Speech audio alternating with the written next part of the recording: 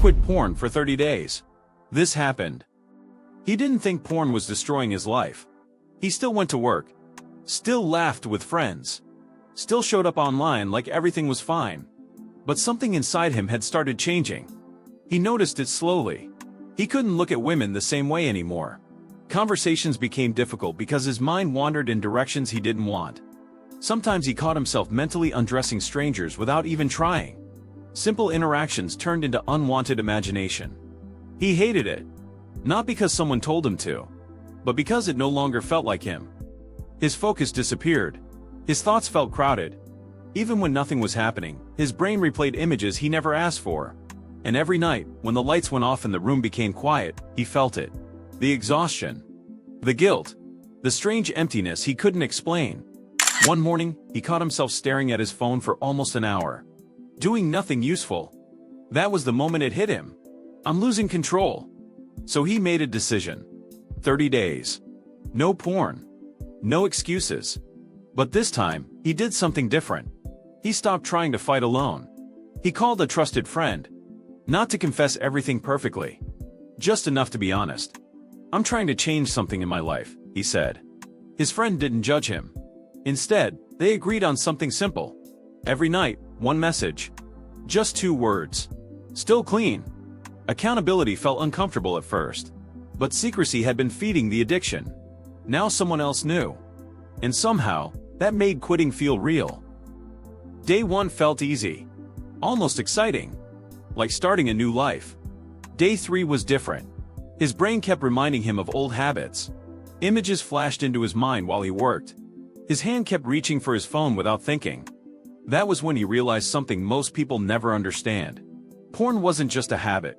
It had become a comfort. Whenever he felt stressed, lonely, rejected, tired, he escaped into it. Now the escape was gone. The silence felt loud. Instead of giving in, he tried something new. He went for a walk. No music. No scrolling. Just fresh air. For the first time in months, he noticed the sky. It felt strange, but peaceful. Later that evening, the urge came back stronger. So he replaced the moment. Instead of locking himself alone in his room, he called his accountability partner. They talked about nothing important. But afterward, the pressure faded. Slowly, he began filling the empty spaces. Morning workouts.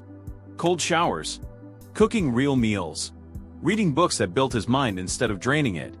He started reading the Bible every morning, sometimes just a few verses.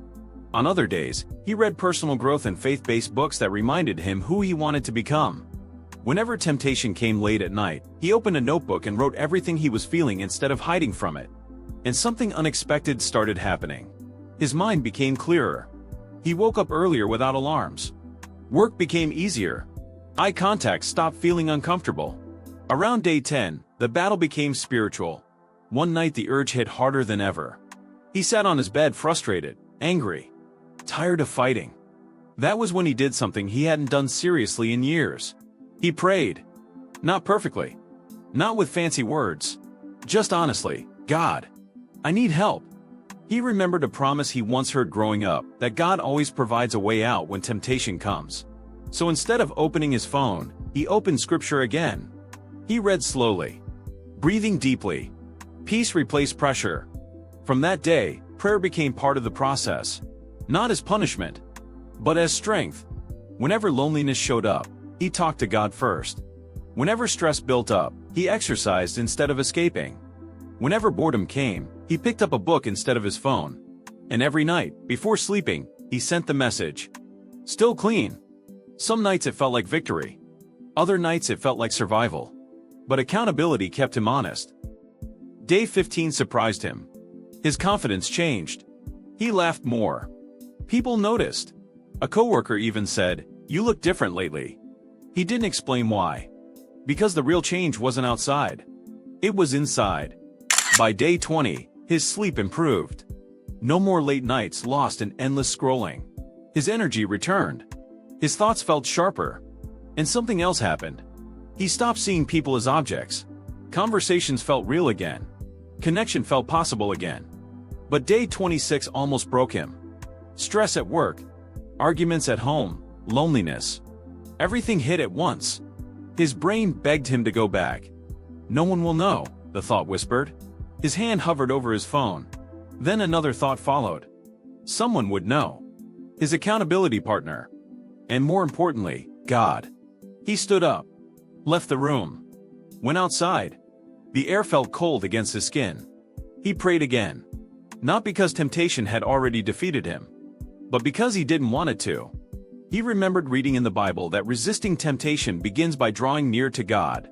So he stayed there longer than usual, breathing, talking honestly, letting the urge pass instead of feeding it. That night, he won. Day 30 arrived quietly. No fireworks. No dramatic moment. Just peace. He realized something powerful. Porn had promised comfort, but discipline gave him freedom. If you're fighting the same battle right now, start small. Find accountability. Tell someone you trust. Change your environment. Move your body. Read something that feeds your spirit. Spend time with God honestly. Fill the empty space with purpose. And don't try to fight alone. Ask God for help. Strength often comes when you stop pretending you can do everything yourself. If this story encouraged you, take a second to like this video so more people who are silently struggling can find it. If someone you know needs hope right now, share this with them. And subscribe to join this journey with us. Because freedom doesn't happen overnight, but it always begins with one decision.